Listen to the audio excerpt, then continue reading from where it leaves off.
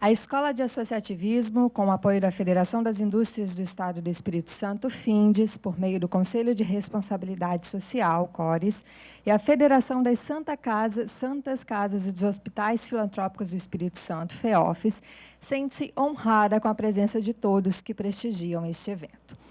A escola tem como objetivo criar um conjunto de iniciativas que estimulem a educação e a formação dos seus participantes, bem como a difusão de princípios de eficiência e boa governança. A proposta é fomentar o associativismo de alto nível. Por isso, o convite especial ao médico cirurgião Raul Kutait para falar sobre o associativismo na saúde, um dos maiores cases de associativismo do país, a história do Hospital Sírio-Libanês.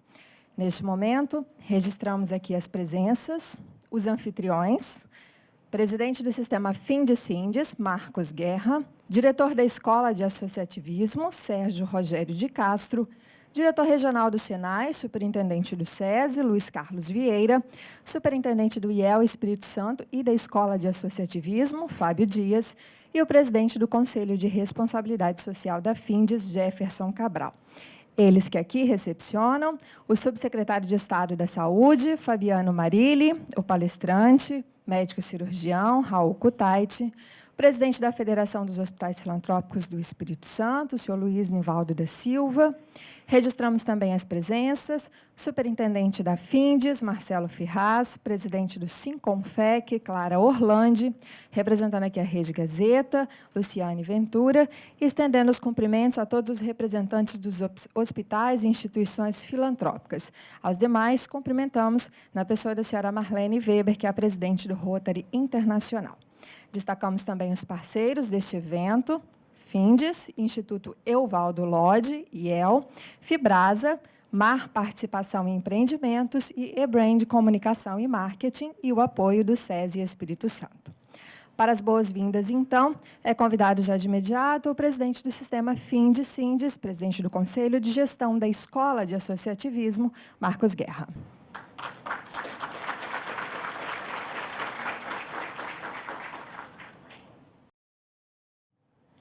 Bom dia a todos.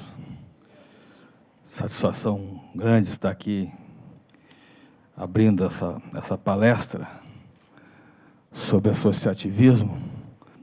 Eu tenho falado inúmeras vezes da nossa gestão das 71 ações, nós temos as 5 principais, e entre as 5 está o associativismo, o fortalecimento ao associativismo.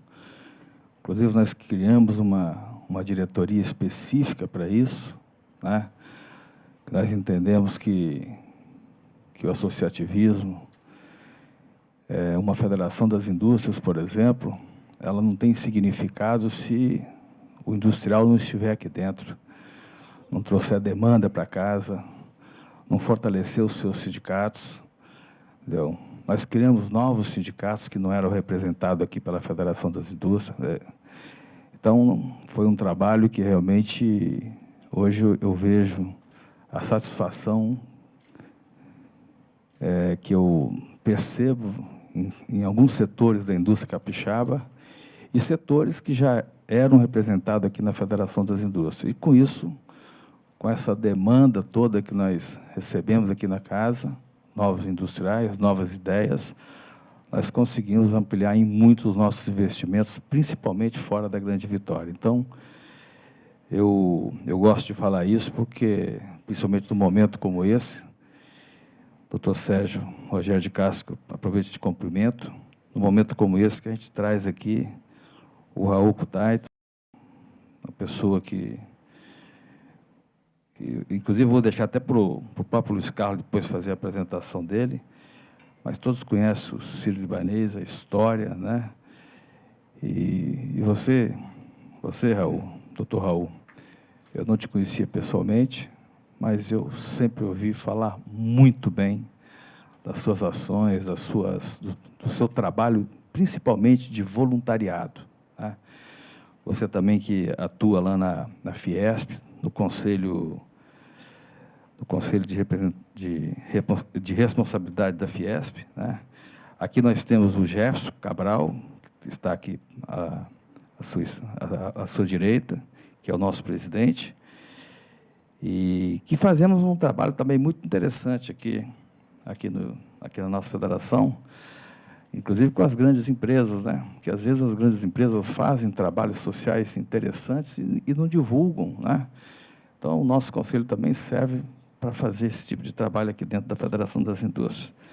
Cumprimentar a Clara Orlandi, em nome da Clara, eu quero cumprimentar todos os presidentes de sindicatos, todos os empresários aqui presentes, o Luiz Carlos, agradecer ao Luiz Carlos pelo empenho, e em nome do Luiz Carlos eu vou cumprimentar todos os nossos executivos que estão aqui, o superintendente, alguns funcionários, e a minha intenção aqui é realmente dar as boas-vindas para vocês, e a gente precisa acreditar muito, realmente, nas instituições, nas entidades.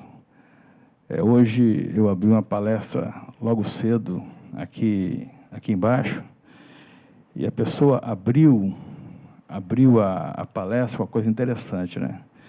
O país pode ter políticos corruptos, mas as instituições precisam funcionar. Eu gostei dessa fala, viu, doutor Sérgio, doutor Raul? Eu gostei dessa fala, eu achei interessante, a gente ouve falar muitas vezes dela, mas nesse momento aqui no país, ela está sendo muito importante para nós, né? Se a gente não tivesse as nossas instituições, e aí com poucas pessoas pegando realmente esse, digamos assim, o chifre do boi, a gente talvez não conseguiria ter avançado tanto nesse processo que, queira Deus, ele deva se encerrar no domingo, né? As instituições, e aí eu chamo a atenção para o associativismo, as nossas entidades aqui do Sistema FINS. Muito obrigado, uma boa palestra a todos vocês. Neste momento é convidado o presidente da Federação das Santas Casas e dos Hospitais Filantrópicos do Espírito Santo, senhor Luiz Nivaldo da Silva.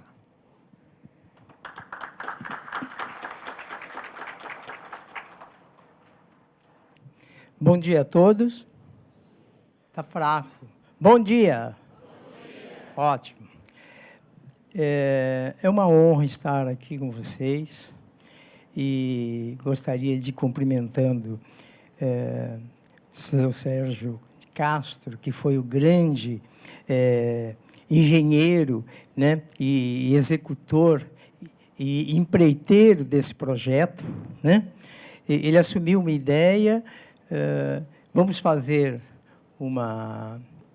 este projeto, queremos começar pela área de saúde, mas é mais problemático. Falei assim, exatamente por isso. Nós temos que enfrentar os problemas, apesar da crise.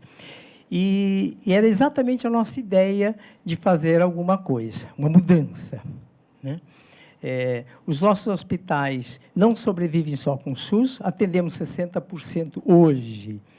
E na baixa média complexidade, que é os seus atendimentos normais do SUS, 50% a 60% são feitos pelos nossos hospitais filantrópicos. 42 hospitais espalhados no estado, onde você tem, em 30 municípios, só uma unidade de saúde, que é o hospital filantrópico. São pequenos e médios hospitais. O que acabou ocorrendo? Nós atendemos, como obrigação legal filantropia, 60% ao SUS, mas acaba se atendendo 80%, 90%, 95%. Então, nós temos que mudar essa realidade. Não teria nenhum problema se o SUS pagasse o custo, pelo menos, do serviço. Os outros 10%, 20% a gente venderia serviço, né? Então, não é possível hoje. Nós recebemos, em média, de 50% a 60% do custo dos serviços prestados. Então, a gente vai realmente criando uma espiral deficitária. Então, que acaba por reduzir serviços ou impedir o desenvolvimento do hospital ou fechando os hospitais. Nós tínhamos 48 hospitais, hoje já tem 42, e com uma situação que tem que ser mudada a curto prazo.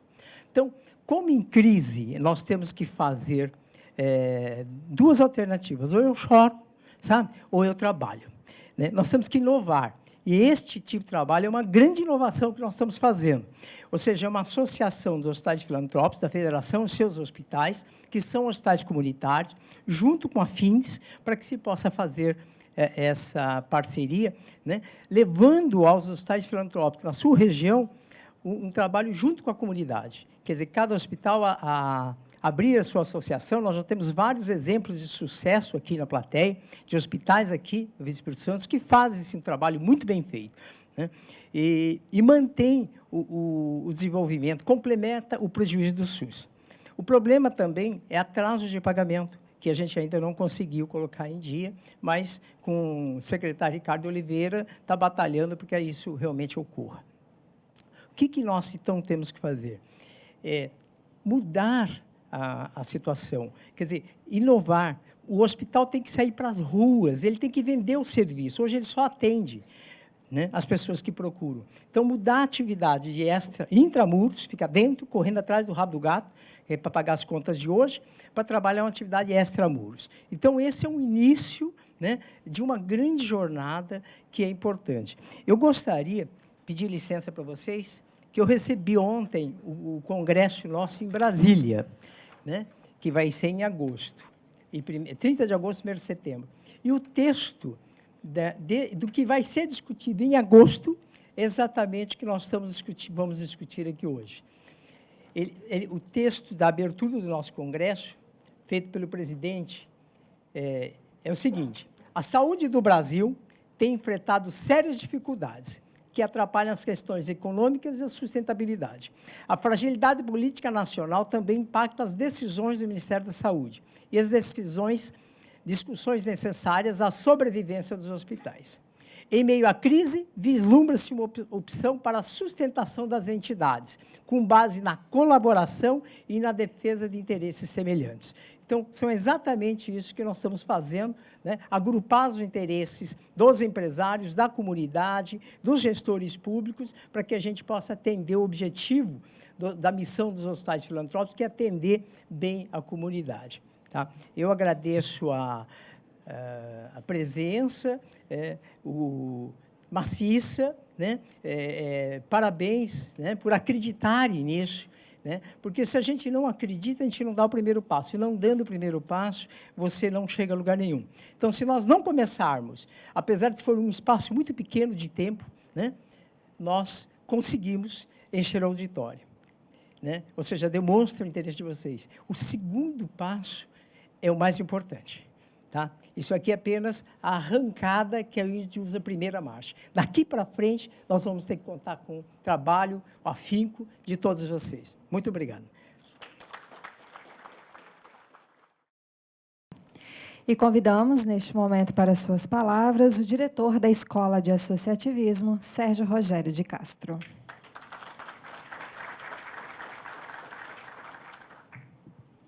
Bom dia a todos.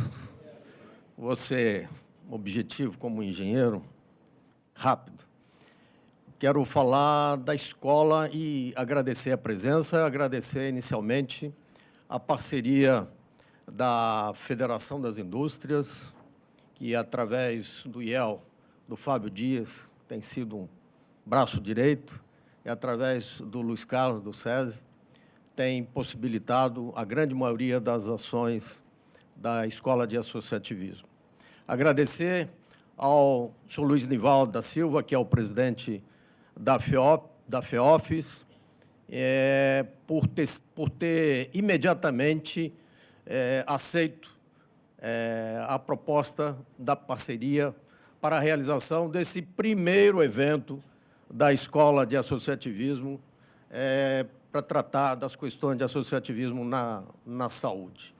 A Escola de Associativismo nasceu com a ideia, o ideal, o sonho de realizar ações, fazer proposições para melhorar o associativismo de uma maneira ampla e, especialmente, melhorar a ética nas associações, a associação como um todo e nas suas diretorias. Nasceu para poder levar, na medida do possível, as técnicas modernas, avançadas de gestão, para que essas associações sejam cada vez melhores, que deem cada vez mais resultado, que obtenham eficiência e, especialmente, sustentabilidade. Então, essa é a proposta da escola. O foco, claro, inicial e maior da escola é o associativismo empresarial, mas devido à situação da saúde no Brasil, devido à percepção de que, no Espírito Santo, o empresariado, de alguma maneira, já está engajado nos esforços para melhorar a educação, mas que na saúde ainda não estão, a escola resolveu tratar da questão do associativismo na saúde, com esse objetivo também de envolver o empresariado do Espírito Santo, especialmente o empresariado do interior do Estado, que é objeto de prioridade da gestão do presidente Marcos Guerra, né? Envolver esse empresariado essa emocionante ação de ajudar a dar saúde para a nossa população. Isso dá mais satisfação do que o esporte, já se sabe disso, já foi percebido. Então, nós queremos, através da escola, chamar a atenção para o empresariado de que sejam voluntários nas associações de saúde, porque isso vai ajudar o bem-estar da sociedade e vai lhe dar grande satisfação pessoal. Muito obrigado.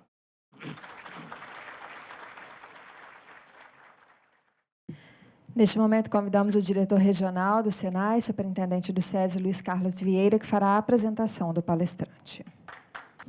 Bom dia a todos, senhor presidente Marcos Guerra, doutor Sérgio, demais industriais, vice-presidente, convidados, meus companheiros de trabalho. Sempre sou indagado a responder o que torna São Paulo um estado tão avançado, tão diferente, tão desenvolvido. E a pergunta é óbvia, é a indústria? Eu falei absolutamente. A indústria de São Paulo só é diferente da indústria do Brasil na escala, no volume, na produção. O café Vista Linda, por exemplo, do vice-presidente Egídio, que está aqui, tem a mesma tecnologia dos grandes produtores de São Paulo. A Presídio, do nosso presidente Marco, tem a mesma tecnologia das grandes concorrentes de São Paulo. A Fibrasa, do doutor Sérgio, tem a mesma tecnologia. O que torna São Paulo diferente do Brasil, no meu entendimento, é a cultura que existe no paulista e no paulistano do associativismo. A experiência de trazer o doutor Raul aqui não é apenas para ele falar da sua carreira. É muito fácil apresentar o doutor Raul, que eu dispensei aqui o apoio da tela aqui do slide, que ficaria 40 minutos, um tempo superior à palestra. Resumindo, o doutor Raul tem 9 grandes obras escritas na medicina, está atingindo a marca de 10 mil cirurgias, mas, acima de tudo, doutor Raul, quando o senhor foi entrevistado pelas páginas amarelas de Veja, a Veja discorreu ali sobre o número de pacientes. Eu morava em São Paulo, quando o senhor emocionou o Brasil no tratamento do saudoso governador Mário Covas. A indústria, até porque ele tem raiz nessa casa, na CNI, o senhor emocionou o Brasil ao tratar e prolongar a vida com dignidade do doutor José Alencar, que foi vice-presidente da CNI e presidente da FIENG. O senhor emocionou o Brasil no tratamento do Gianecchini. Mas, acima de tudo, eu que tenho o privilégio de privar da amizade do doutor Raul desde 1998, é a dignidade com que o senhor trata o paciente e a forma que o senhor conduz aquilo que o senhor aprendeu com seu pai, Dario Cutati. Valorizar a cultura do associativismo. São Paulo, vou encerrar, não é diferente pela indústria. É diferente na educação, é diferente na cultura e é diferente na saúde. Porque por trás de cada grande grupo hospitalar existe uma associação. Existe uma cultura.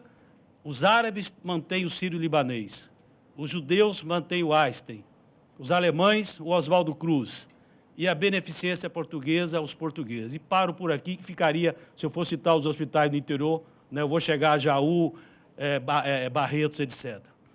Doutor Sérgio, parabéns pela essa ideia extraordinária. Presidente Marco, parabéns por bancar um projeto que eu tenho absoluta certeza que servirá de inspiração para grandes federações como a Federação de São Paulo e para a CNI. Muito obrigado, doutor Raul. Convido o senhor para proferir essa palestra. Uma honra tê-lo aqui no Espírito Santo. Muito obrigado.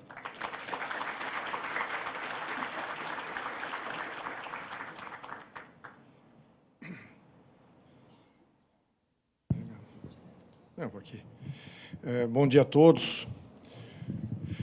Senhor presidente, e todos os demais, eu agradeço de coração esse convite, porque, para dizer o quanto que eu fico satisfeito de participar de uma sessão dessa, ainda sendo o primeiro evento sobre saúde da Escola de Associativismo, é porque eu aprendi na minha vida que a população do mundo está dividida em 3 categorias. Aquela dos que brigam para comer, que passam fome. E aí nós estamos falando de mais de 1 bilhão de pessoas no mundo. Daquelas que não passam fome, mas não têm uma casa digna, não têm educação digna, não têm assistência de saúde digna, não têm uma estrutura de lazer, de vida dignos. E nós estamos falando agora de mais de 2 a 3 bilhões de pessoas. Sobraram quanto? Uns 3 bilhões? Esses 3 bilhões, no qual eu me incluo, têm a obrigação moral de dividir tudo que a vida deu de especial, que são os extras, que nos permitem querer viver a vida com dignidade, e repartir com os outros. Essa tem que ser uma necessidade interior e que tem que se ganhar desde pequeno. Na escola, na formação religiosa, dentro da sua casa, mas esse estímulo para as pessoas dividirem o que têm com outros é o que nos faz sentir maiores como seres humanos. E dividir não é só dinheiro. O cara que divide, ele divide recursos, sim, mas ele divide também tempo, ele divide conhecimento, mas, acima de tudo, ele faz qualquer uma dessas atividades e deve fazê-la com coração, com muito amor, com envolvimento com as suas próprias causas. E eu cresci assim, eu passei minha vida toda gastando entre 40% e 50% de todo o meu tempo acordado em alguma atividade social, de cunho social.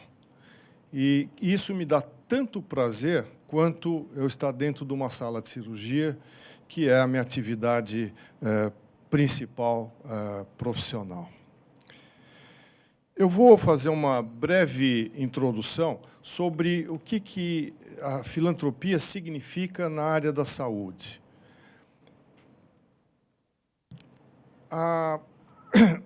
É impossível abranger todos os aspectos que possam ser de interesse, então eu vou procurar ser um pouco conciso e vou acabar essa apresentação discutindo um case, que é o sírio-libanês, mas tentando mostrar os valores, as atitudes, as pessoas que levaram o hospital ao caminho que ele hoje trilha.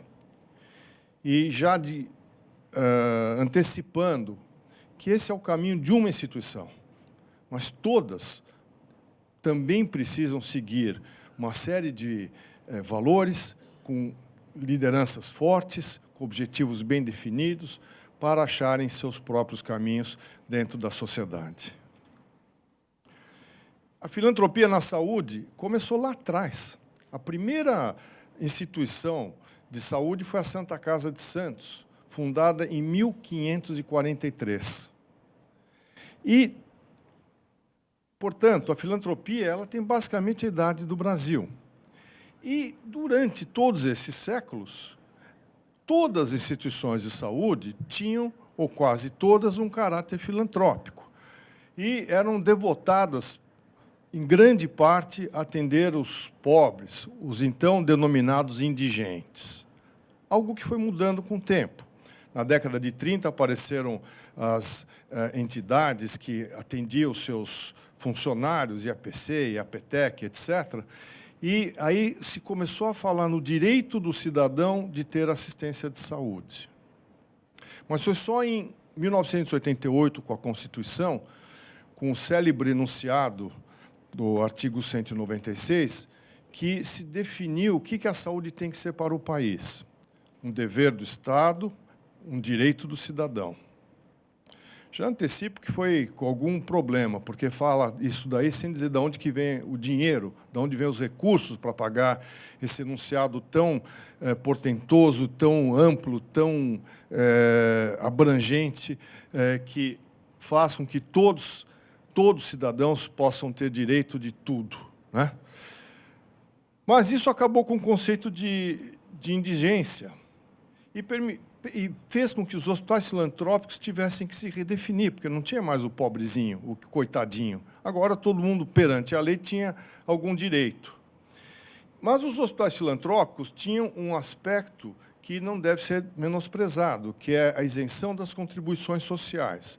Grosseiramente, 10% dos seus PIBs anuais.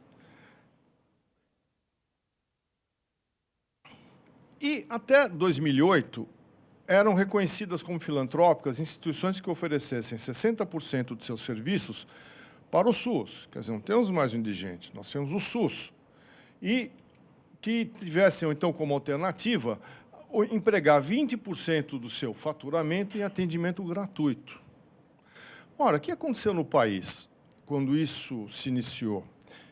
Praticamente todas as instituições que queriam ser filantrópicas, queriam continuar sendo filantrópicas, migraram, ou porque quiseram, ou por vontade política, ou por vontade, ou por necessidade, ou por causa do público que elas atendiam, migraram para essa situação. Opa. 60% de atendimento para o SUS, né? E alguns poucos preferiram conviver com a ideia dos 20% para a gratuidade. E, dentre eles, algumas, coincidentemente, das instituições que têm mais competência no cenário da qualidade. O Sírio-Libanês, o Einstein, São Paulo, ainda Oswaldo Cruz, o Samaritano, o Moinho de Ventos, lá no Rio Grande do Sul. Então, essa ficou uma categoria muito diferente de todas as outras. O que aconteceu com quem aceitou 60% de SUS? Se deu mal. E por que se deu mal? Primeiro, porque o SUS sempre se mostrou ao longo, o governo, né, de um modo geral, sempre se mostrou ao longo do tempo ser um mau pagador. Pagando atrasado e pagando pouco. Tabelas não são corrigidas há mais de 10 anos.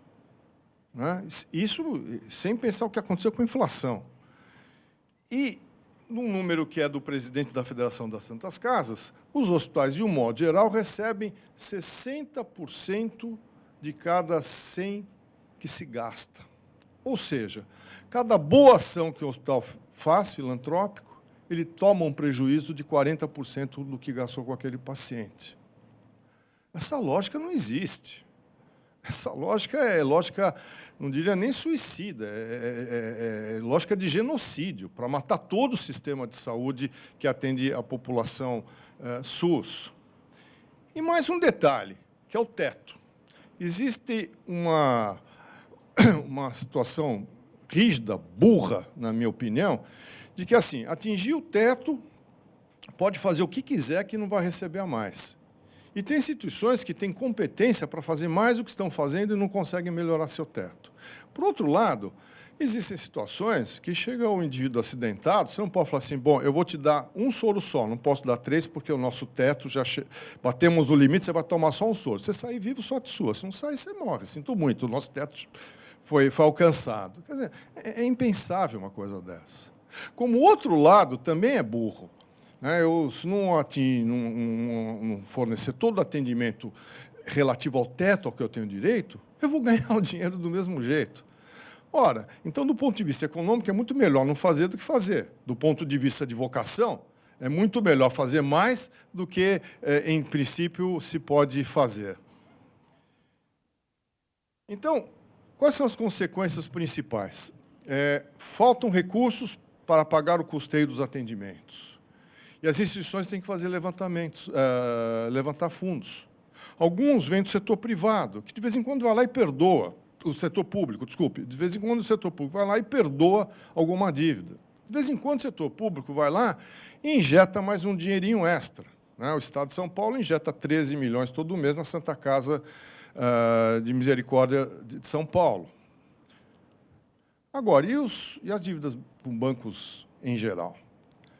O exemplo da Santa Casa de São Paulo, de novo. Eles têm uma dívida hoje de 700 milhões de reais. É impagável. É impagável. E todas as Santas Casas, de um modo geral, estão, talvez excluindo a de Porto Alegre, todas estão numa situação muito parecida, né? E sem perspectiva, o que é pior. Consequências, outras, sucateamento tecnológico. Ora, a medicina, nos últimos 30 anos, ganhou um grau de sofisticação tecnológica incrível.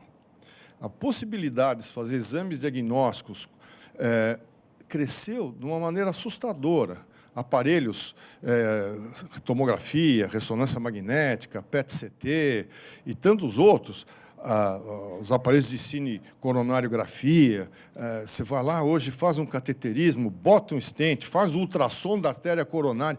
Quer dizer, o grau de sofisticação é enorme, mas isso custa. Isso custa. Equipamentos caros e o treinamento de quem faz as coisas. E o material que se utiliza para muitas dessas situações de diagnóstico e que acoplam, não raro, procedimentos terapêuticos também. Fora os exames de laboratório. Antigamente você fazia hemograma, creatinina, glicemia, sódio potássio, olhe lá. Hoje tem uma tonelada de exames para poder entender melhor as várias doenças, a fase que elas estão, a resposta aos tratamentos. Ou seja, a sofisticação do atendimento fez com que a inflação na área da saúde fosse maior que a inflação dos países em geral, às vezes de 10%, 20% a mais por ano. E a tendência é continuar a ser a inflação na saúde maior do que a inflação de países com inflação estável. Por quê? Porque a incorporação de novas tecnologias obriga isso a acontecer. A partir do momento que você tem a tecnologia, em princípio, ela existe para ser usada. Fora a pressão da indústria, né, que também, às vezes, força o sistema a usar mais do que precisa. Então, vou dar um exemplo da minha área, né? Faz uma cirurgia, tira um tumor de estômago, um tumor de intestino, e a gente, tradicionalmente, junta os pedaços com fios. Mas tem as suturas mecânicas. Você vai lá dar um disparo e faz uns 5 minutos mais depressa do que quando faz à mão. A única diferença é que com fio você gasta R$100 e com a sutura mecânica você gasta R$3.000. É um detalhezinho, mas a indústria te pressiona a achar que isso é muito melhor. E o pessoal mais novo, que é a grande maioria dos médicos, acredita que para se sentir dentro daquele espírito de melhor atendimento, precisa gastar o que é mais novo, né? Mais moderno, mais sofisticado, o que nem sempre é verdade. Então, é um sistema de pressões para tudo que é lado. E estoura em cima de quem? Dos pacientes, óbvio. Né? Porque não tem dinheiro, não tem a tecnologia, os médicos no sistema público são mal remunerados, então também fazem as coisas com algum grau de desatenção, isso não se pode negar. Existem médicos que têm a vocação acima de tudo, mas tem médicos que acabam se acomodando. Eu vejo isso muito quando o indivíduo começa a atingir faixas etárias mais avançadas, ele está cansado. Está cansado de brigar com o mundo. Então, seja o que Deus quiser, olha, vai lá e faz esse exame. E fica esperando. Se o doente vem com o exame ou não, é outra história. Se o doente vai demorar 6 meses ou 6 dias para voltar com o exame, é outra história. A obrigação dele é pedir o exame. Então, existe uma acomodação geral, né, de quem está exercendo a medicina, do sistema como um todo, de quem está fazendo gestão, de quem está financiando. Esse é o momento que nós vivemos. Né? E, então, o paciente paga a conta porque a qualidade de atendimento acaba sendo comprometida. Instalações deterioradas, isso é o mínimo, né? Porque se você não tem dinheiro para pagar um tomógrafo, vai lá pintar a parede, pôr azulejo novo, né? Não tem esse dinheiro. Né? Mas veja que o SUS ele atende 54%. Tem 54% dos seus atendimentos feitos em instituições filantrópicas. Ou seja, se um dia as instituições filantrópicas falam assim, bom, chega, não brinco mais, não está certo esse jogo, o que acontece com o SUS? Está morto. Está morto. Mais ainda, em cidades pequenas, ele é absolutamente transcendental. Santas Casas, em cidades pequenas, às vezes são as únicas instituições que atendem a população SUS. E, vejam, outros dados são alarmantes. 60% dos atendimentos de câncer do SUS são em hospitais filantrópicos. 70% das cirurgias em hospitais filantrópicos. 73% das quimioterapias em hospitais filantrópicos. 60% dos procedimentos cardiológicos em hospitais filantrópicos.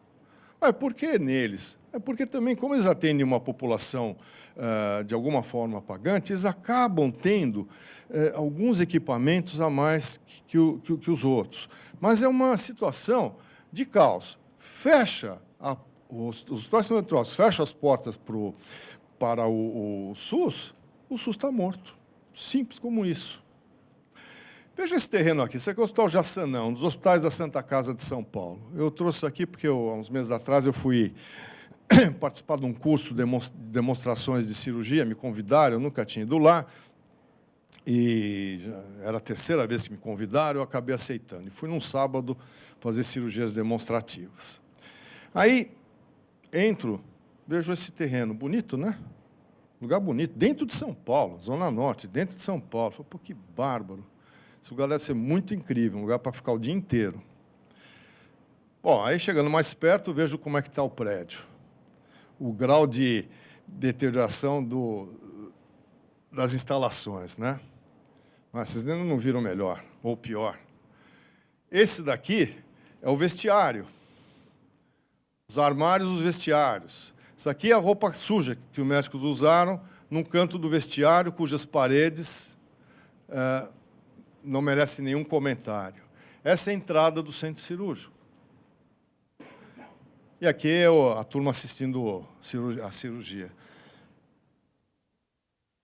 Isso aqui é realidade no país. É a realidade. Né? E, de alguma forma, isso tem que ser quebrado. E eu já antecipo que não é às custas do governo.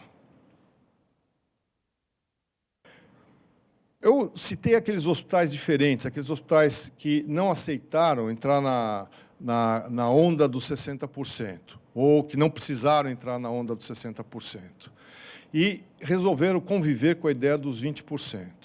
Até que começou um movimento de tentar regulamentar essa história. Aí, em 2001, o Serra era o ministro da Saúde, me pediu para fazer uma proposta em nome dos hospitais filantrópicos que tivesse um tipo de atividade altamente complexa, sofisticada, entre eles o sírio-libanês, né? E eu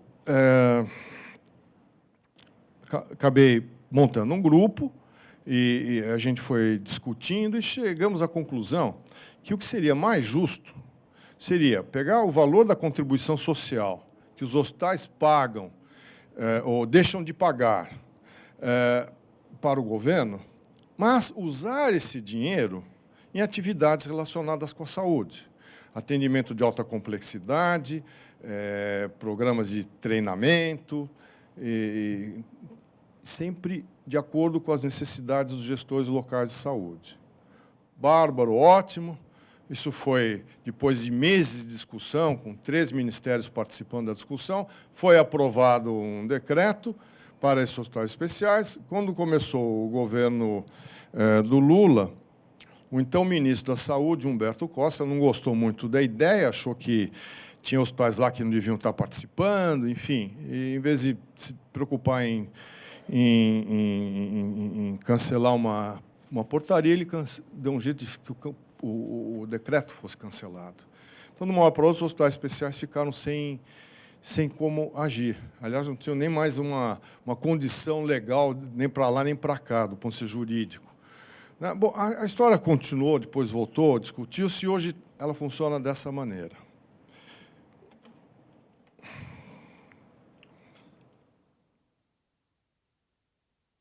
Então, o Hospital Sírio-Libanês é um desses especiais. E eu vou aqui, então, comentar o case do hospital. Vou apresentá-lo como um case. E tentando mostrar para vocês que o mundo da saúde do ponto de vista filantrópico, ele não precisa ser nem um extremo, nem o outro. Nem um centro cirúrgico do Jaçanã, nem a alta sofisticação de alguns hospitais, dentre eles o Sírio-Libanês. E eu vou mostrar para vocês como que a coisa foi acontecendo e como o tema associativismo, eu vou tentar mostrar os valores, as atitudes que fizeram com que o hospital seguisse esse caminho atual. E eu, antes de mostrá-los, já antecipo que é neles que eu acredito para qualquer instituição. Porque, como dizia o presidente Marcos, o que vale é a instituição. As instituições, elas ficam. A gente passa, elas ficam. Sempre pode chegar um cara meio débil mental que afunda, acaba com ela. O mundo está cheio de exemplos. Sempre pode chegar alguém que acha que tudo que foi feito foi errado, agora precisa mudar de acordo com a minha cabeça. Grande chance de acabar também. Por quê? Porque o que mantém a perenidade de qualquer instituição é aquela tradição de seguir os valores que são implantados desde o seu início. Não as técnicas administrativas, os valores. Então, o hospital foi criado em 21.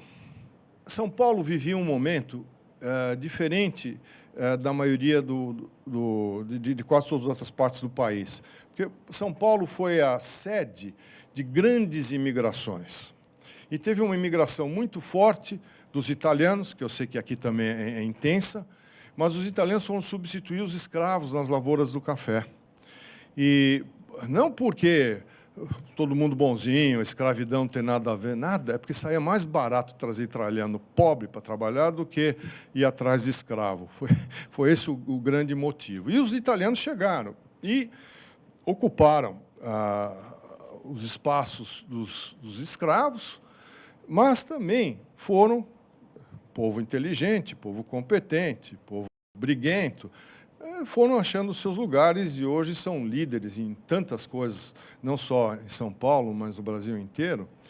E os italianos, para vocês terem uma ideia, eles eram tão importantes na cidade de São Paulo que, no começo do século XX, a língua mais falada não era portuguesa, era italiano. Sabia disso, Luiz Carlos? Então, mas, enfim, então, os italianos fizeram o seu hospital. Os japoneses fizeram o seu hospital, os ingleses fizeram o seu hospital, os alemães fizeram o seu hospital, e a coletividade sírio-libanesa também fez seu hospital. E, um pouco mais tarde, a comunidade judaica fez o seu hospital. Então, São Paulo tem essa característica de comunidades que chegaram, se instalaram, e as histórias que eu ouvia de que assim, a criação de um hospital era uma maneira até de mostrar gratidão pelo acolhimento que essas coletividades imigrantes recebiam do nosso país e que permitiram o sucesso na vida para muitos dos que aqui vieram. Então, essa senhora, a dona Adma Jafé, ela era esposa de um grande capitão da indústria. E eu não sei se ele queria que ela tivesse o tempo dela ocupado ou o que foi, mas, enfim, o fato é que ela juntou um grupo de senhoras e fundou a chamada Sociedade Beneficente de Senhoras. E vamos fazer o hospital da nossa coletividade. Já existia o da coletividade inglesa, o da japonesa, já existia o da italiana. Então, era tanto imigrante que vinha da região do Líbano, da Síria, precisamos fazer o nosso também. E fizeram o hospital sírio-libanês. Então, aqui, o primeiro grande valor, empreendedorismo. A dona Adma foi empreendedora. E demorou 20 anos para construir o primeiro predinho. E ela tinha a percepção de que o hospital tinha que ser uma entidade filantrópica, voltada para os menos favorecidos, que era a frase, né? Demorou 10 anos para lançar a pedra fundamental, demorou mais 10 anos para o predinho ficar pronto.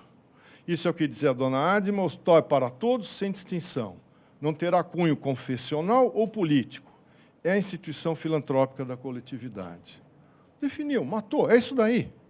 E tem que continuar sendo isso ao longo do tempo, porque cresceu em cima dessa percepção, né? Agora, quando o hospital ficou pronto, estávamos no meio da Segunda Guerra.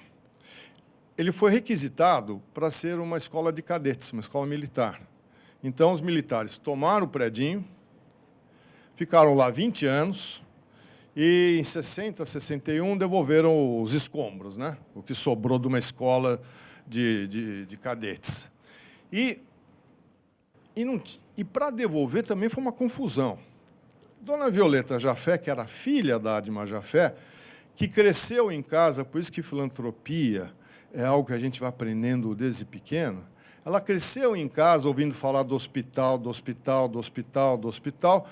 Um dia ela estava passando do lado do hospital, era a família muito bem relacionada deles, com uma importante autoridade do Estado, falou assim, os senhores precisam devolver isso daqui para a nossa sociedade.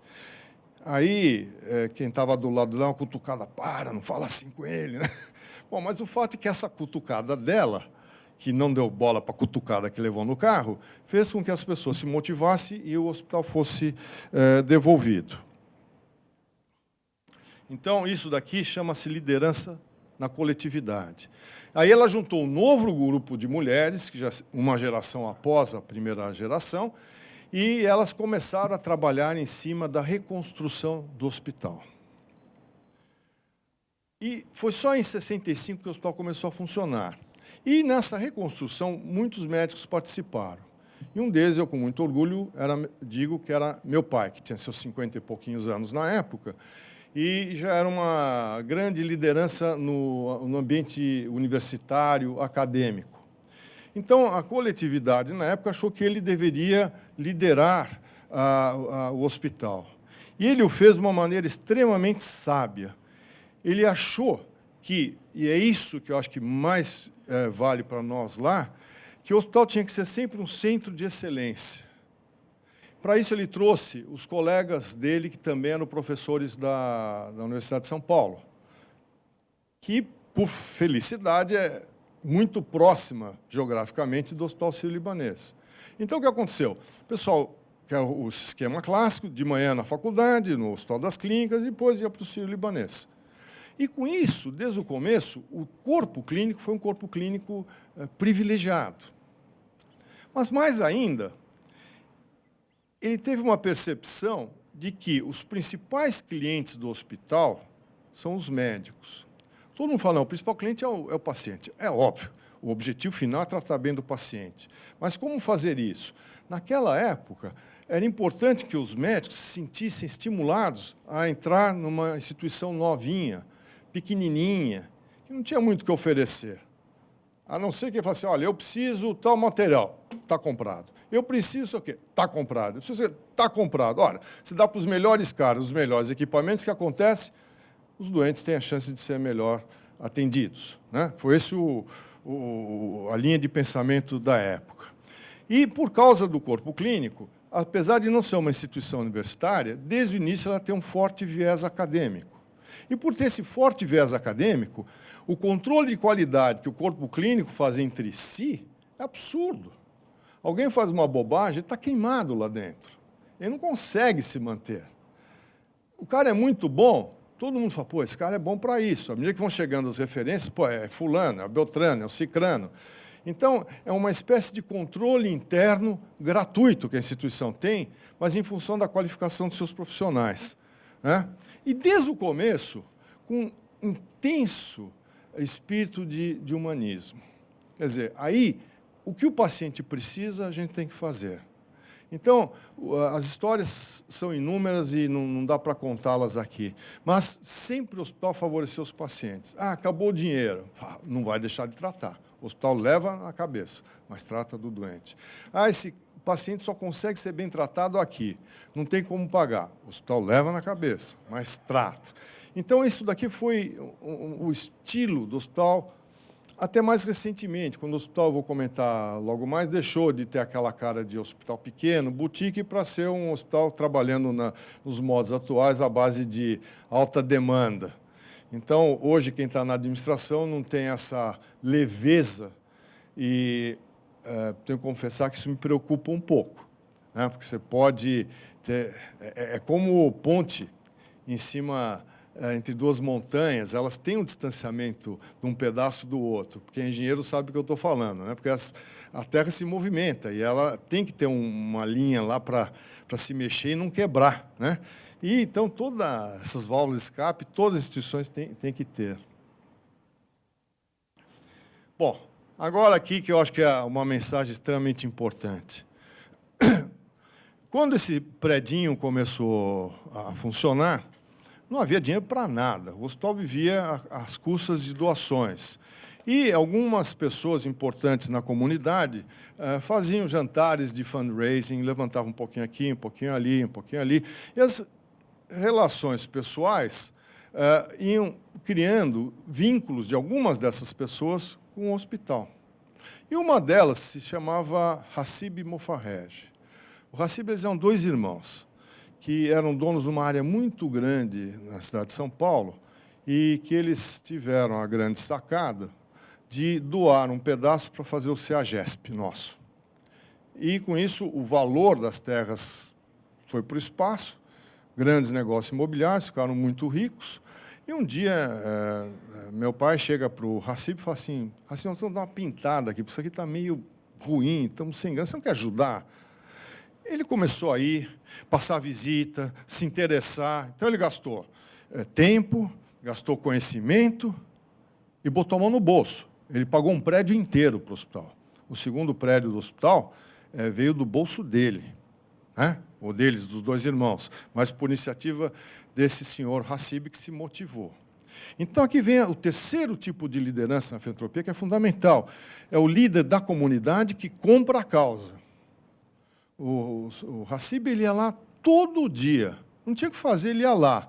Andava, via se tinha alguma coisa que não estava no lugar, se não sei o quê. Aí sentava, conversava com um, com o outro. Parecia que era uma empresa dele. Olhava aquilo como se fosse dele. E o indivíduo envolvido com as instituições, ele acaba tendo que ter essa necessidade. E, para ele ter essa necessidade, precisa ser motivado e precisa ser dado espaço para ele, diga-se de passagem também. Não adianta só falar assim, olha, o cara pode ficar motivado, mas vai lá e ninguém deixa ele falar, ninguém deixa ele decidir, ninguém dá espaço para ele acontecer, um beijo, um queijo. Então, as instituições também precisam identificar essas pessoas, trazê-las e tratá-las com todo o apreço que elas merecem, porque elas vão fazer a diferença.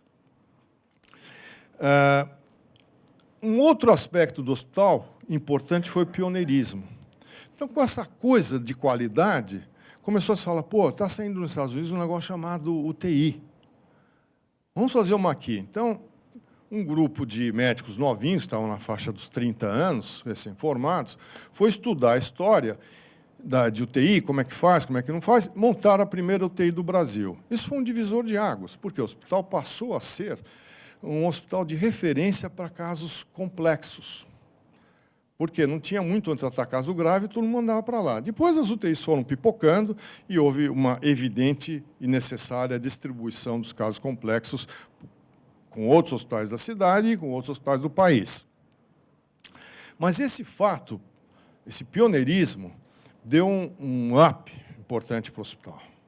E, basicamente, na mesma época, havia saído um aparelho chamado acelerador linear. Até então, as radioterapias eram feitas com bombas de cobalto, com tremendos efeitos colaterais e muitas complicações imediatas e tardias. E o acelerador linear já aparecia como uma alternativa do outro mundo, uma quebra de paradigma. Ora, muitos dos cirurgiões da época eram referência em cirurgia de câncer. E a radioterapia era uma arma complementar para muitos casos. Então, o que fez o hospital? Cacifou. Comprou o primeiro aparelho de radioterapia do Brasil, né? Mandou a gente treinar fora, etc. E, com isso, nasceu um embrião do Centro de Oncologia, que eu vou comentar logo mais. Ora, muitos de nós, na época eu já era nós, eu tinha meus 5 anos de formado, tínhamos interesse em fazer alguma atividade acadêmica lá dentro. Mesmo trabalhando na faculdade, onde até hoje eu sou professor, e muitos que estão lá e fazem cursos do sírio-libanês também são professores, mas apareceu o interesse em fazer algumas atividades que, na faculdade, nem sempre são tão simples de fazer, e dava para fazer no sírio-libanês. Isso foi o embrião do chamado Centro de Ensino e Pesquisa, que virou uma moda entre os hospitais de São Paulo. Todo hospital fazia o seu Centro de Ensino e Pesquisa. E também nós fizemos o nosso.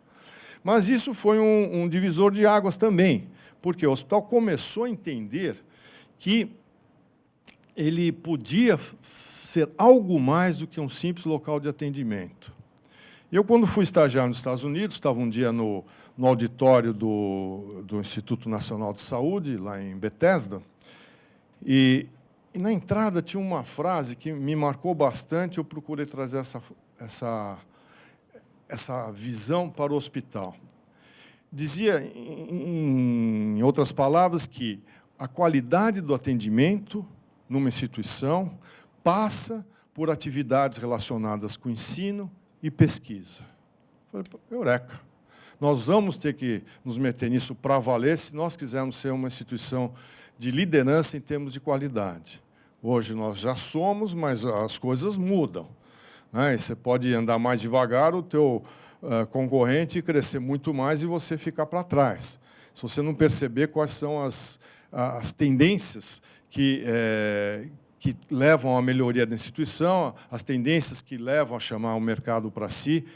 Então, com isso, nós acabamos mudando, vou mostrar logo mais, esse Centro de Ensino e Pesquisa virou um Instituto de Ensino e Pesquisa, virou uma grande instituição que recebe de 25 a 30 mil pessoas ano para atividades de formação. Agora, o hospital também percebeu que precisava crescer, estava muito pequenininho. Então, houve a percepção da necessidade de crescimento e também de oferecer melhores instalações. Por quê? Porque outros estavam também crescendo. E você nunca está sozinho no mercado. E a concorrência é uma coisa sadia, mesmo entre instituições filantrópicas, porque uma puxa a outra. Uma puxa a outra. Não, o nosso grande concorrente em São Paulo é o Albert Einstein, da coletividade judaica. E a gente sempre, quando eu dirigi o sírio-libanês e o diretor lá do Einstein, o Cláudio Lotenberg, a gente sempre brincava assim, um sempre se prestigiava o que o outro fazia. E a gente sempre ficava cutucando um outro. O que você está fazendo? O que eu vou fazer antes? O que você vai fazer depois? Porque isso é sadio. Por quê? Porque, a partir do momento que as instituições são líderes, elas crescem, as que vêm depois também têm que crescer. E o que a gente reparou é que, a partir do momento que as instituições foram crescendo, até as mais simples tiveram que mudar um pouquinho suas características. É um efeito cascata, um efeito dominó, que a comunidade, de um modo geral, pede. Eu sempre fui fissurado para montar um centro de câncer. Eu tinha esse interesse acadêmico na área de câncer, da cirurgia do câncer.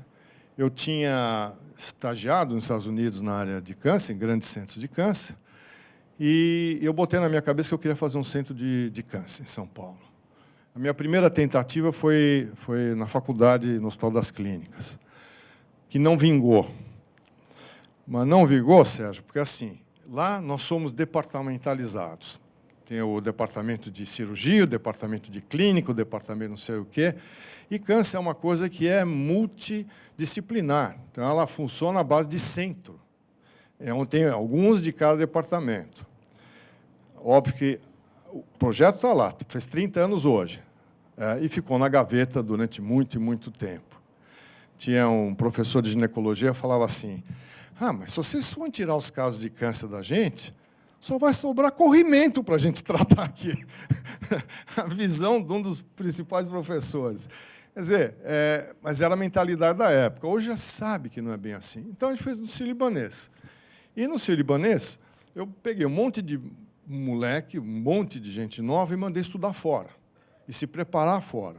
Para voltar e a gente fazer lá dentro um centro, que não fosse um hospital dentro do hospital, mas um centro de excelência lá dentro. E a minha ideia é que esse centro virasse um centro modular dentro do hospital, mas que fosse modelar. Qualquer instituição pública ou privada podia fazer igual.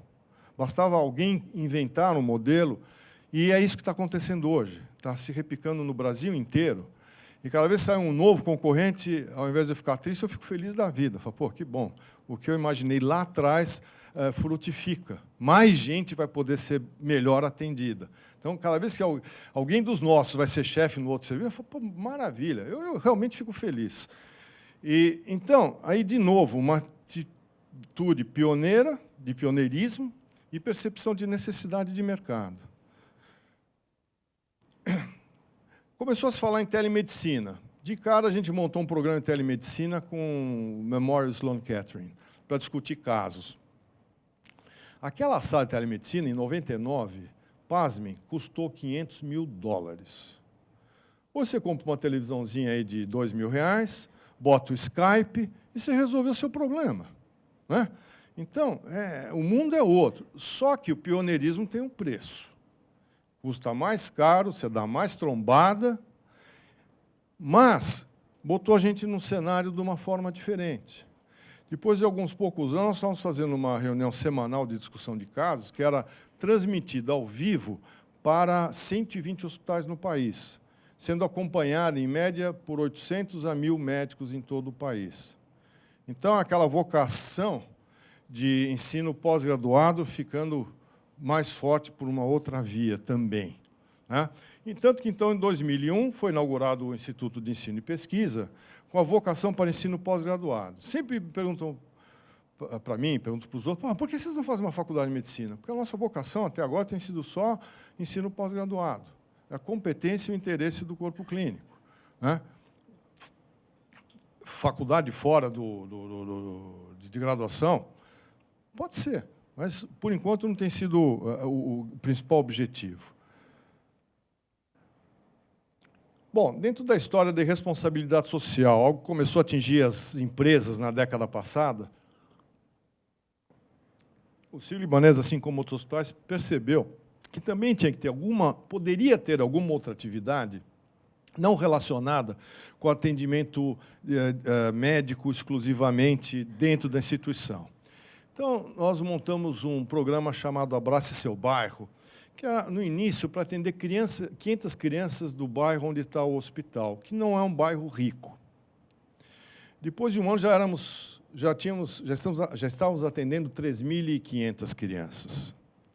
E aí, daí, para fazer da educação, escola, etc., a coisa foi num crescente rápido, né? Rápido. E na década de 2000, a gente entendeu que o caminho não era mais ser um hospital, mas sim um centro médico, onde as pessoas fossem não apenas para serem internadas, mas também para fazer exames, consultas, dependendo das áreas, algumas têm consultórios lá dentro. Então, se tornando um centro mais completo, né? E, então, isso foi uma das principais alterações. O hospital passou a se envolver mais com responsabilidade social. O IEP, o Instituto de Ensino e Pesquisa, foi crescendo assustadoramente, como eu comentei agora há pouco, 25, 30 mil pessoas ano frequentam o IEP. E aqui, uma coisa que eu botei só para dizer como é que se decidiu comprar um PET-CT. O PET-CT é um armamentário fundamental hoje para diagnóstico na área de câncer. E era algo que estava começando a aparecer. Eu já conhecia o equipamento e nós tínhamos lá no hospital um acordo com a Siemens que o nosso parque tecnológico de imagens era quase tudo deles. E eu, quando assumi a direção, falei para o presidente da Siemens, olha, eu até topo manter esse acordo, com uma condição, tudo que vocês trouxerem de novo, primeiro para a gente. Ele falou, fechado. Aí, um dia, me chamou o diretor administrativo e falou assim, olha, o pessoal da Siemens está oferecendo aqui um PET-CT. Tem 16 no mundo, o 17º eles querem botar na América Latina, e vieram falar com a gente. E o PET-CT, o problema dele era os isótopos controlados pelo governo, era uma coisa complicada. Se não tem o isótopo, é como gasolina para o carro, não anda. Aí, discussões internas com o pessoal da área de isótopos, eu cheguei assim à conclusão, vamos comprar. Qual o planejamento estratégico? Nenhum. Vai custar $3 milhões. Dane-se, se o hospital não conseguir fazer funcionar, perdeu $3 milhões. Ele não quebra. Agora, se fizer funcionar, nós vamos sair na frente de todo mundo. Então, foi uma decisão assim, meio... vamos, porque pode ser muito bom. E eu sabia que era bom, porque eu tinha visto funcionar nos Estados Unidos, no hospital que eu trabalhava. Então, muitas vezes, as decisões têm que ser desse tipo também. E como é que elas podem ser tomadas? Quando você tem gente que cacifa. Eu não podia tomar essa decisão sozinho, eu não sou o dono do hospital, né? Mas eu motivei o pessoal da administrativa e motivei os nossos empresários, viu, Sérgio? Que iam bancar a história, que a gente precisava de caixa para poder comprar. Então, isso foi importantíssimo. Por quê? Porque coincidiu com o início das atividades do Centro de Oncologia e começou a vir gente do Brasil inteiro para fazer PET-CT. Brasil inteiro. Hoje tem um monte de lugar, mas na época não era assim, porque a meia-vida do isótopo é muito curta. E isso acabou dando um impulso para a nossa proposta do Centro de Oncologia. Estou terminando.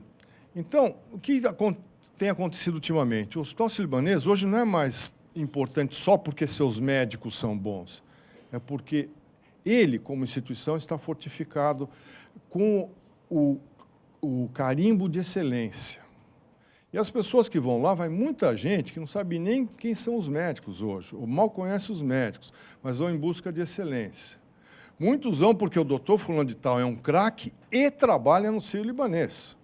Muitos vão porque o doutor fulano de tal é craque, tanto faz onde trabalha. E muitos vão porque o Sírio-Libanês é um bom hospital, né? E esse é o movimento atual, e o hospital tem que se fortificar, mas fortificando também seus médicos, não pode esquecer do princípio de trás, porque é esse binômio que gera a grande qualidade.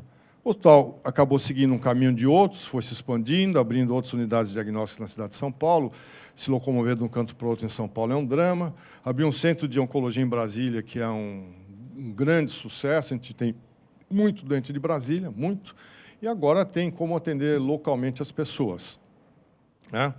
Nós passamos a nos envolver com organizações sociais, abrindo, tocando algumas instituições.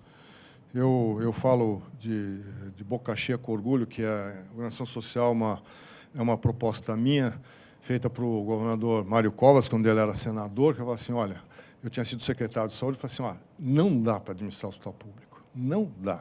O pessoal da área pública não entende nada de administração. É sempre alguém que é amiguinho não sei do quem, e é muito comum as administrações diretas serem ruins. É melhor pegar e dar gestão para instituições privadas filantrópicas, que têm competência comprovada e não vão lá para roubar, vão lá para fazer as coisas acontecerem pela vocação filantrópica. E as organizações sociais cresceram muito, os senhores todos sabem que elas hoje representam uma situação de grande vantagem sobre a administração direta. A grosso modo, atende 25% a mais pessoas, gastando 25% a menos. Então, falta muita coisa. Tem indicadores, coisas que a administração direta não tem, e muita, de um modo geral. Então, está gerando um método comparativo para o atendimento do setor público, né? E o hospital, então, acabou inaugurando 2 novos edifícios, entendendo que não dava mais para crescer sendo só um hospital tipo boutique e tendo que trabalhar com economia de escala. Então, esse aqui acho que é o slide mais importante de tudo que eu falei até agora, que vale para a filantropia, que vale para o Sírio-Libanês, vale para qualquer Santa Casa, e vale para qualquer instituição, e depende de nós, do nosso envolvimento com as causas. E essas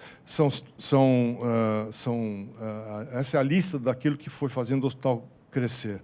Objetivo definido, filantropia, empreendedorismo, liderança, busca pela excelência, pioneirismo, humanismo, percepção de mercado, ensino, pesquisa, atividades de responsabilidade social. Esse é o nosso conjunto. Se eu pudesse dizer alguma coisa para todos vocês, que eu sei que muitos têm envolvimento com outras instituições, é bom pegar um checklist desse e ver o que cabe e o que não cabe. Isso aqui não cabe para todo mundo, né? E talvez outras instituições tenham que botar outras palavras de ordem aí no checklist delas. Mas tem que trabalhar com uma coisa desse tipo, que é para poder pensar lá na frente o que pode acontecer com cada uma das instituições. O hospital definiu sua missão, visão, valores, que é uma coisa obrigatória. Aqui apenas umas imagens. Quando foi inaugurado o hospital em 65, esse aqui é o Darko Tait fazendo o discurso de inauguração. Aqui, quando, em 71, foi inaugurada a radioterapia, foi uma coisa tão impactante que veio o presidente Médici, o governador Laudo Natel, e mostrando o quanto os hospitais podem e devem ser considerados importantes nas suas comunidades. Aqui, quando nós fizemos um convênio do Sírio-Libanês com o Memorial Sloan Kettering, quando eu fui fellow lá, o Paul Marx era o presidente do Memorial, o Nassif era o presidente da Associação Médica Brasileira, o Yokota era o secretário de Saúde, o Dr. Dyer, eu. E aqui um fato curioso, né, viu, Luiz Carlos? O Paul Marx era judeu. E então, quando ele veio para São Paulo, conheceu tudo, eu levei ele até o Palácio do Governo para conversar com o governador Mário Covas. Eu pedi para o Covas, fala para ele que é importante a gente ter alguma coisa juntos. Então, é aquela história, a gente usar as relações da gente para facilitar algumas atitudes políticas. O governador chegou e falou assim para ele, nossa, isso vai ser muito bom para São Paulo, nós vamos ficar muito felizes, etc. O Paul Marx ficou satisfeito, e o Einstein é do lado do Palácio do Governo, e nós fomos de helicóptero para lá. Aí eu perguntei para o Paul Marx, você quer conhecer o Einstein? Ele me respondeu, não. Fomos em frente. Quer dizer, ele tinha um compromisso com a gente, que seria da comunidade, vamos dizer, do outro lado do rio, mas era um compromisso técnico, científico, de uma causa que ele também acreditou, que era a primeira relação do Memorial com uma instituição fora. Eles não tinham nunca vivido essa experiência. Era de uma associação de cooperação, foi bastante interessante. Aqui, a inauguração do Centro de Oncologia, trouxemos o presidente Fernando Henrique, o Bajas Negri era o ministro da Saúde na época, esse nariz aqui é do Geraldo Alckmin, que era governador, né? E, de novo, mostrando que a gente tem que saber trazer para as causas aqueles que têm poder decisório de alguma forma. Estejam eles no setor público, no setor privado, no setor técnico, o que for. As causas, elas têm que ser trabalhadas para que todo mundo possa se unir a elas e em prol de se chegar aonde se pretende, qualquer que seja a causa. Isso aqui é só para mostrar nosso Instituto de Ensino e Pesquisa, um auditório para 500 lugares, outras salas de reuniões, a sala de telemedicina, centro de treinamento em videocirurgia, temos 11 equipamentos para treinamento, que damos cursos frequentes, treinamento para anestesistas e intensivistas, para ressuscitamento e tratamento de doentes graves, e assim por diante, né? Então, esse é o hospital de hoje, o primeiro prédio, o segundo prédio, o terceiro prédio, os 2 prédios atuais e unidades fora. Nós temos 100 mil metros quadrados, 3 unidades externas, mais de 5 mil colaboradores hoje, uma receita líquida de mais de 1 bilhão por ano. Aplicação em filantropia. 2009 a 11, 170 milhões, 2012 a 14, 215 milhões de reais, né, que é o valor da nossa contribuição social. Vários projetos com gestores locais de apoio ao SUS, né? Eu gostaria de salientar esse que é o câncer de mama. Então, nós temos um time lá que faz atendimento de câncer de mama, o hospital paga um salário para os médicos tratarem, operarem essas mulheres. Elas não chegam no hospital com a porta aberta, elas vêm através do sistema público, situações específicas, e aí elas, sendo encaminhadas, são tratadas lá, né? Esse programa é espetacular, nós temos milhares de mulheres já operadas, temos vários programas de gestão, treinamento de médicos de UTI e assim por diante. Mestrado em Gestão de Tecnologia, Inovação e Saúde, vários deles, né? E sempre trabalhando como uma instituição privada. Quais foram as metas para o programa de mama e o que foi executado, né? Vou mostrar o espírito da coisa. E mostrar que o hospital hoje, com esse negócio de formar gente, está no país inteiro. Nós temos gente treinada por nós no país inteiro, né? O Hospital Infantil Menino Jesus, que a gente atende lá, faz a gestão com eles, um monte de cirurgia, consulta, AMAs, aliás, vários outros. E aqui o slide mais importante. Tudo isso existe por causa dessas 4 pessoas. Eu sou geração seguinte, eu e tantos outros agregamos, mas os 4 pilares são essas 4 pessoas. Dona Adma Jafé, que foi quem inventou o hospital. A dona Violeta Jafé, que foi aquela que fez com que o hospital renascesse, vamos dizer assim. O Dair Kutaiti, quem deu a cara para o hospital, definiu as diretrizes, o comportamento ético, moral, o humanitário da instituição, a busca da excelência. Então, isso tudo veio da percepção dele em relação ao que teria que ser essa instituição. E ao Hassib Mofarrege, que representa aqui todos os empresários que, de uma forma ou de outra, se envolveram. Alguns mais, outros menos. Mas se não tivesse havido um Hassib na nossa história, certamente a gente não estaria onde chegou. Porque não foi o Hassib mais quem veio junto. Então, um se motiva e dou um pedaço, outro dou outro pedaço, outro dou um pedaço. Então, tem uma história até que é engraçada. O Donald Trump, o eventual presidente dos Estados Unidos, um dia ele veio fazer um fundraising aqui para o Sírio-Libanês, tem uns 20 e poucos anos. E ele era muito amigo de um tio meu. Então, foi um jantar que tinha mais de 1000 pessoas, e olha, isso daqui, começou a vir dinheiro. Aí o mestre de cerimônia chegou para ele e falou assim, bom, Donald, e quanto você vai dar? Não, nem pestanjou, falou, eu? Olha eu aqui. Mas a doação dele foi ele ter feito o evento acontecer. Todo mundo foi lá porque todo mundo quer conhecer quem era o Donald Trump. Então, por isso que eu falo que cada um doa alguma coisa, não precisa ser exclusivamente um cheque, né? A gente tem sempre o que pode doar, né? E voltando à história da paixão, meu último slide, meu pai me ensinou que a medicina tem que ser exercida não como uma coisa de sacrifício, mas como uma missão na vida.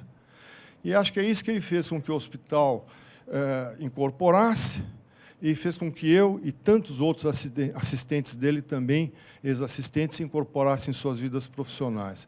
Então, o efeito multiplicador das lideranças, sob todos os aspectos, inclusive no comportamento e no ensinamento para aqueles que o sucedem. Muito obrigado pela atenção.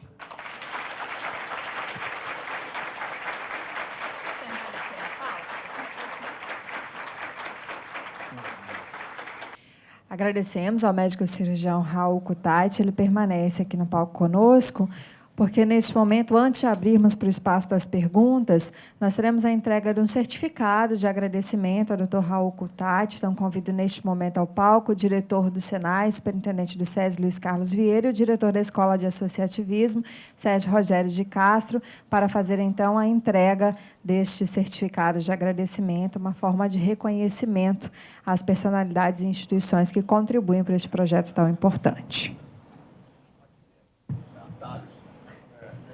Uma pequena lembrança dessa importante contribuição que você está dando aos hospitais, pela troca do Espírito Santo e a Escola de... Obrigado.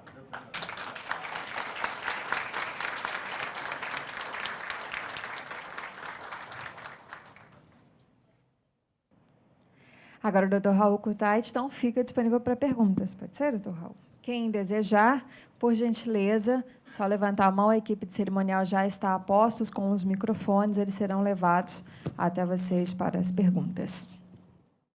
Meu nome é Leonardo, eu estou gerente na unidade Maruípe.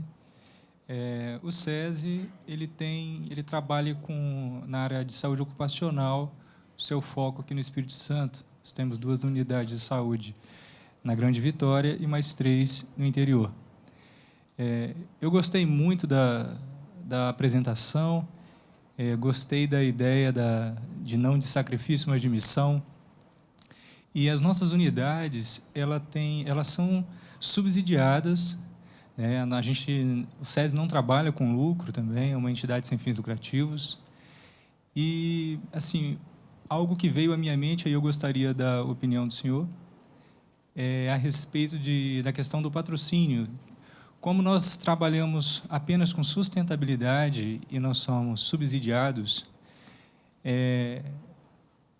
apesar de sermos foco em saúde ocupacional, o senhor entende que nós poderíamos buscar patrocinadores para a manutenção das clínicas, para a gente poder trabalhar a questão de investimento também. Bom, o SESI está, o Luiz Carlos que sabe muito mais do que eu, Jefferson, mas eu te diria que o mundo avança para as parcerias. Então, quanto mais parceiros você tiver, melhor para o seu projeto. E esses parceiros podem ser desde faculdades, universidades, grupos especializados, até doadores de coisas específicas que, de repente, você não tem a verba suficiente para aquilo. Então, quanto mais gente for sócia do seu projeto, melhor. E às vezes, tem que fazer consórcios, né? Quer dizer, para aquela região, você é o centro de reabilitação. Então, para aquela região, vai atender outras cidades vizinhas, elas, de alguma forma, também têm que contribuir. Não é só mandando o paciente, às vezes é contribuindo com dinheiro também, pagando pelos serviços. Qual o problema, não sei se eu estou falando heresia, Luiz Carlos, qual o problema do SESI, de repente, vender algum tipo de serviço para as prefeituras vizinhas? O importante é servir. Tem que achar o caminho. Né? Se você for ficar se atendo sempre à regra, como é que tem que se fazer, você não vai fazer 10% do que poderia fazer. Então, sempre fique pensando como é que você chega onde você acha que é o bom. E vai achando os caminhos. Nunca seja onipotente, né? Nunca queira achar tudo sozinho. Converse sempre com muita gente, discuta com outros que estão mais na frente que você, mas converse muito com aqueles que estão chegando, que sabem que tem menos superego do que você e os mais velhos, entendeu? Para achar soluções diferentes. Doutor Raul, primeiramente, antes de fazer a pergunta, eu não posso negar que eu estou muito emocionada de ouvir tantas coisas maravilhosas como ouvimos hoje, nessa manhã. É um grande presente para todos nós. Eu quero me identificar, meu nome é Clara, eu sou do setor de confecções, estou na presidência do Sindicato das Confecções e sou uma diretora voluntária na FINDES. Eu, me transportando para uma área que não é diretamente minha, mas como sou inteiramente sensível a toda a causa social e pertenço a vários grupos como voluntária, eu até pediria licença à diretoria dos hospitais que estão aqui. A minha pergunta, não sei se é uma ousadia, mas com a excelência e com essa história de sucesso tão bem contada pelo senhor nesta manhã, nós temos hospitais em Vitória, no Espírito Santo, que seguem mais ou menos essa trilha. E posso citar um deles, a FEC, posso citar também o grupo que é dirigido pela EBS. A minha pergunta é o seguinte, por isso que eu pedi licença, eles estão fazendo até uma pergunta relacionada à atividade deles. O sírio-libanês poderia, eu não sei se faz, ter um intercâmbio com esses hospitais, poderia ter um braço do sírio-libanês aqui, ou vice-versa, onde ele pudesse, mesmo à distância, estar contribuindo para o crescimento, uma coisa mais próxima, como se tivéssemos, assim, tipo, não um convênio, acho que um convênio é um termo restrito, mas que tipo de crescimento que o sírio-libanês poderia proporcionar numa troca de experiências, ou então como sendo um ambiente para que as instituições daqui estivessem lá, ou vice-versa, visando o crescimento nessa parceria tão bem falada aqui pelo senhor pela manhã. Deu para entender minha pergunta? Sim. Sim. Eu acho obrigação de toda instituição que acerta a mão em alguma coisa dividir isso com quem pode se sentir motivado para também melhorar. O sírio-libanês tem pessoas lá dentro que podem muito bem dar suporte em termos de conversas, em cima de conversa. É como namorar, né? Precisa conversar, ver o que precisa, o que não precisa, e, eventualmente, pode nascer um pequeno projeto, e, em cima desse pequeno projeto, nascer coisas mais amplas. Mas o hospital sempre esteve aberto para isso tudo. Na área da saúde, assim como da ciência médica, existe uma coisa que é diferente de todo o resto. Não existem segredos. Todo mundo tem prazer em compartilhar e mandar para frente o que fez de bom, né? Então, certamente, você fala assim, puxa, eu queria eventualmente levar um papo com a direção administrativa para saber, ou gostaria de saber como é que foi esse negócio de oncologia. Então, tem 2, 3, 4 pessoas. Enfim, eu acho que as portas estão sempre abertas, sempre abertas. Eu não sou administração mais, mas eu respondo para você que a instituição continua com esse espírito. Este canal seria aberto via o senhor, assim, o contato seria... Eu posso ser um catalisador. Eu não sou mais direção do hospital, certo. Mas seguramente eu me disponho a ser catalisador, pondo as pontas em contato. Ok. Queria convidar aqui o Luiz Nivaldo para tomar assento, o Jefferson Cabral, que é o nosso presidente do Conselho de Responsabilidade, e o Luiz Carlos, para ficar aqui com a gente, para a gente ficar bem na fita, que estão filmando isso aqui, para aparecer como pessoas realmente importantes. Tem alguma pergunta a mais? Nós somos da instituição AEBS, Associação Evangélica Beneficente do Espírito Santo. Nós temos um modelo bem parecido com o Círio. Já temos benchmark feito no Círio na pessoa do Carlos, lá da administração.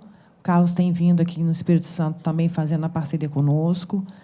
Mas eu gostaria de perguntá-lo, com base, o senhor teve a ideia de trazer com o Mário Covas as OSS, como o senhor vê hoje a transição hoje que já existe das PPPs? Como vocês têm visto a entrada desses novos projetos de PPP, que têm até subsidiados as OS? As OS têm sido mais enfraquecidas, até mesmo nas grandes capitais, e as PPPs têm tomado posicionamentos. Como o senhor vê isso? Vou responder da maneira inversa. Eu detesto administração direta. A administração direta é o caminho da incompetência e da corrupção. A partir do momento que você tem algumas instituições envolvidas, filantrópicas, ou mesmo com interesse privado, as coisas podem andar melhor desde que o Estado cumpra sua função de regulador e controlador e fiscalizador, né? Por quê? Porque aí, se as coisas são desviadas, você tem como identificá-las. Para isso, é necessário usar indicadores. E a saúde, por incrível que pareça, de todos os setores da economia, é o mais atrasado. A gente trabalha com muito pouco indicador. E mais, viu, quando se fala de indicador, todo mundo está pensando, estoque, não sei o que, indicadores administrativos. E os indicadores da avaliação do conhecimento, da qualidade do atendimento, né? Sabe quem tem isso? As grandes empresas de seguro. Eles sabem quantas vesículas cada médico deles operou, sabe quantas complicações cada médico teve, e chegou uma e falou assim, cara, tchau, você está fora, você arruma encrenca toda hora, você não é bom para operar isso, né? Só seguradora, e algumas têm isso. Hoje, o médico, gostando ou não, ele tem que ser avaliado pelo sistema o tempo todo em relação à qualidade dos serviços prestados. Então, isso, no setor público, em especial, está muito longe. Eu não vejo isso ser um fato antes de, pelo menos, uma década. E acho que a próxima década é a década da informatização. Você sabe que mais de 80% dos hospitais não são informatizados. Então, a década da informatização, da transparência, da criação dos indicadores, instalação dos indicadores administrativos, para depois entrar nos indicadores de qualidade de atendimento. Esse é todo um processo. Ora, você consegue fazer isso melhor com OS ligadas a instituições filantrópicas que têm uma vocação e um tipo de vocação de fazer o bem e uma gestão que é estilo privado, não público. PPP é uma combinação. É uma combinação que, se for muito bem montada, ela poderá funcionar muito bem. Mas você sabe que existem muito poucas no Brasil em andamento, porque ainda o modelo não está bem definido. Tem uma na Bahia que avança bem, mas o custo dela é muito acima, segundo os caras que fazem essas contas, do que poderia ser. Então, o Brasil ainda está procurando modelos. Mas, então, voltando à minha primeira afirmação, tudo que fugir da administração direta é uma maravilha. Meu nome é César Vilar, eu tenho origem na construção civil e assessoro com muita honra o presidente Marcos Guerra aqui na Federação. E parabéns pela sua palestra, pelo seu envolvimento com a filantropia, com a sua vida, a sua história de vida, que vem desde o seu saudoso pai. E eu queria fazer uma pergunta para o senhor. O senhor citou ali um artigo da Constituição que diz que a saúde é um dever do Estado e um direito do cidadão, né? E a gente vê no Brasil a falência da saúde pública, né? Já se criou aí inúmeros mecanismos de financiamento da saúde, e o que a gente vê hoje é essa falência generalizada, país afora, um dos estados piores do que os outros. E eu queria, dentro da sua experiência de vida, do seu conhecimento, que o senhor fizesse uma avaliação a que o senhor atribui essa falência da saúde do Estado brasileiro. É simples. Primeiro, não tem dinheiro. A proposta de saúde grátis para todos, ela é inviável. Com equidade e universalidade para todos e equidade igual para todo mundo. Não existe isso. Você não tem como. Até porque uns precisam menos que outros. E você, querendo ou não, a sociedade é desigual. E você querer oferecer tudo para todo mundo é um saco sem fundo.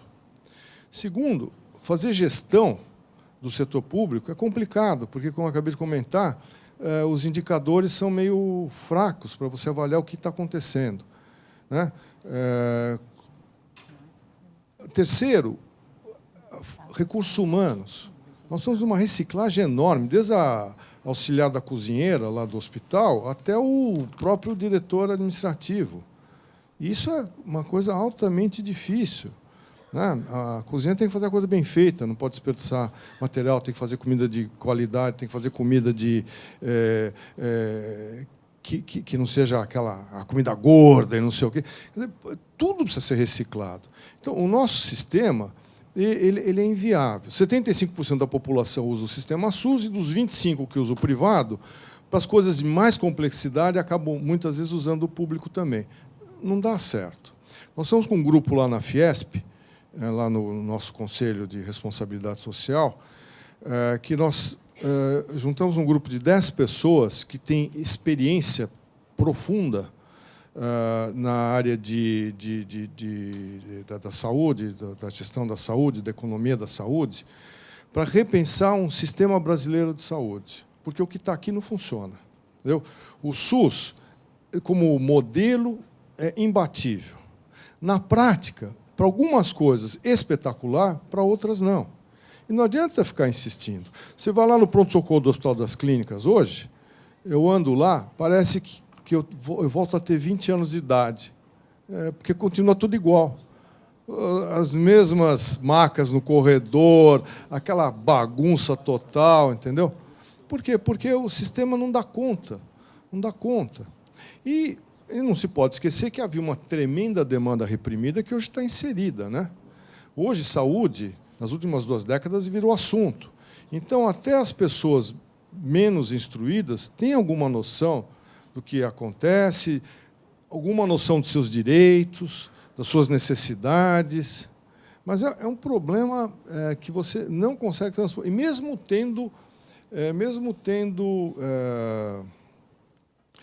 vamos dizer, poder, né? Eu, há 2 semanas atrás, pedi para internar uma paciente lá no ICESP, no Instituto de Câncer lá do Estado, uma velhinha com tumor de estômago, sofrendo.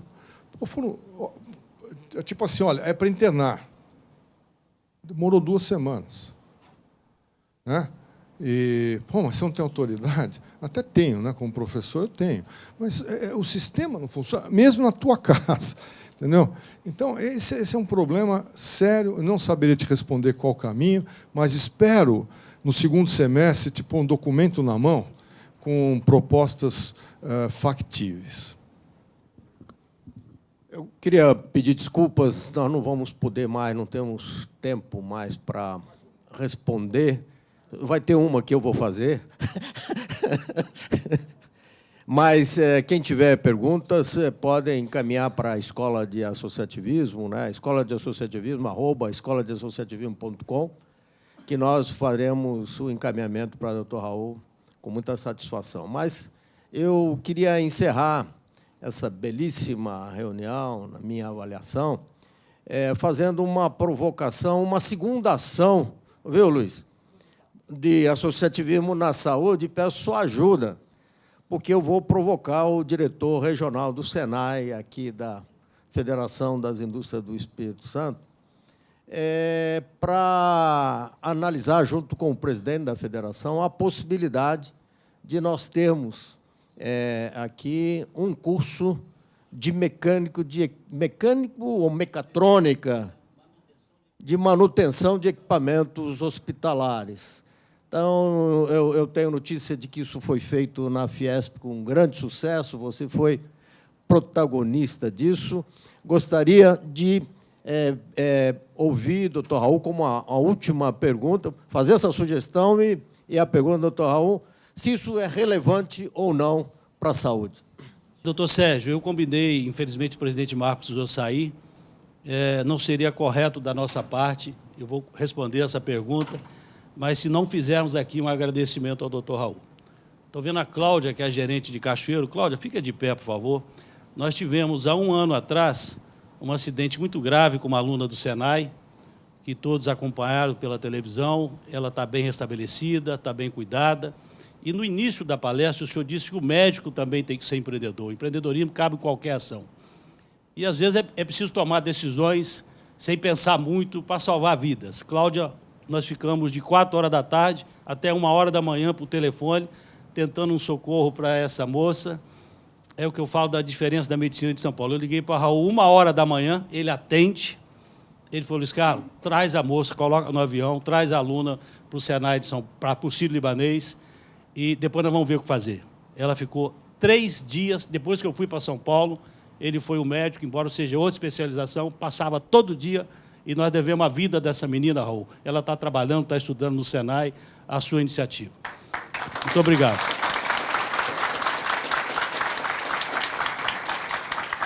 E respondendo a pergunta do doutor Sérgio, agora eu vou dar o doutor Raul, que a gente vê. Não, eu vou provocá-lo, eu vou amarrá-lo aqui. O doutor Raul, quem vê esse acadêmico, tantos títulos, né? Um dia me ligou e falou, Luiz, você já é voluntário em tanta coisa comigo.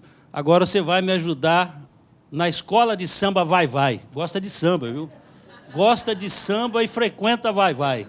Nós temos uma ação social na Vai-Vai e agora eu quero te pedir uma ajuda aqui para o meu estado. A manutenção de equipamento odontomédico hospitalar é crucial para a medicina e o senhor vai responder isso melhor do que eu. Nós fizemos esse curso técnico, João Marcos Zilca, pode olhar, está no catálogo de curso técnico do MEC. Nós precisamos fazer isso aqui no Espírito Santo. Você me ajudou a fazer em São Paulo e preciso que você nos ajude a fazer aqui. Quem sou eu para ajudar nisso?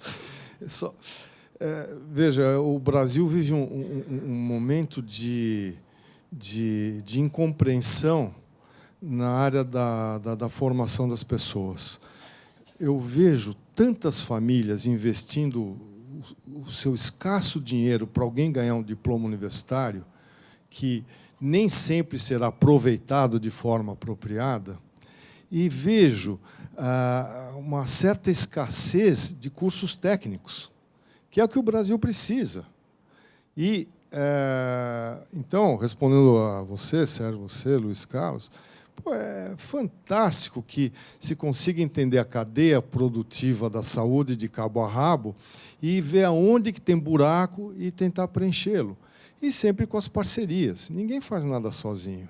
Ninguém é filantropo sozinho. Até para você ser filantropo, precisa do cara que está precisando do lado. Você não é nada sozinho, né? E quando você quer fazer ações maiores, os times precisam ser maiores também, mais complexos, né? Mais envolvimento. A única coisa que é dar a liga para tudo é o coração. É o envolvimento pleno com a causa. Aí, a vida da gente se transforma, como dizia meu pai, não em uma série de sacrifícios, mas sim pedaços de uma grande missão. Muito obrigado pela oportunidade.